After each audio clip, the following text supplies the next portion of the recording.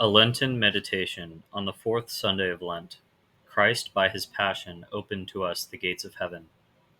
We have a confidence in entering into the holies by the blood of Christ. Hebrews 10:19. The closing of a gate is an obstacle hindering men's entrance. Now men are hindered from entrance to the heavenly kingdom by sin. For Isaiah says, "It shall be called the holy way, the unclean shall not pass over it." Isaiah 35:8. Now, the sin that hinders man's entrance into heaven is of two kinds. There is, first of all, the sin of our parents. By this sin, access to the kingdom of heaven was barred to man. We read in Genesis 3:24 that after the sin of our first parents, God placed before the paradise of pleasure cherubim and a flaming sword, turning in every way to keep the way of the tree of life. The other kind of hindrance arises from the sins special to each individual, the sins each man commits by his own particular action. By the Passion of Christ, we are not only freed from the sin common to all human nature, and both the sin and its appointed penalty, since Christ pays on our behalf, but we are also delivered from our personal sins if we are numbered among those who are linked to the Passion by faith, by charity, and by the sacraments of the faith. Thus it is said that through the Passion of Christ, the gates of heaven are thrown open to us, and hence St. Paul says that Christ, being come a high priest of the good things to come, by his own blood entered once into the holies, having obtained eternal redemption. Hebrews 9:11-12.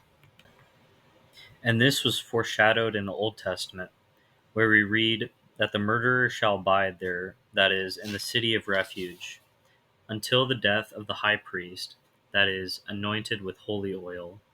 Numbers 35:25 and 28. And after he is dead, then shall the murderer return to his own country.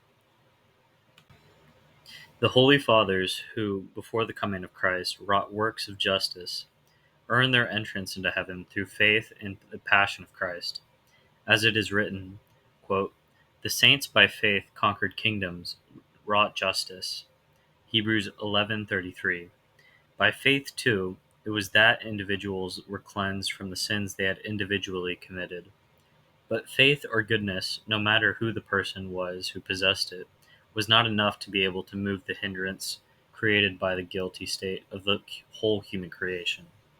This hindrance was removed only at the price of the blood of Christ, and therefore, before the Passion of Christ, no one could enter the heavenly kingdom to obtain that eternal happiness that consists in the full enjoyment of God. Christ, by his Passion, merited for us an entrance into heaven, and removed whatever stood in our way. By his ascension, however, he, as it were, put mankind in possession of heaven, and therefore it is that he ascended, opening the way before them. In summary, sin barred humanity from heaven, both original sin and personal sins. Christ's Passion removes this obstacle by paying the penalty for sin, freeing those united to him by faith, charity, and the sacraments. Before his sacrifice, even the righteous of the Old Testament could not enter into heaven, as only his blood could remove sin's universal barrier. Through his Passion, Christ merited our salvation, and by his ascension, he led humanity to its eternal inheritance.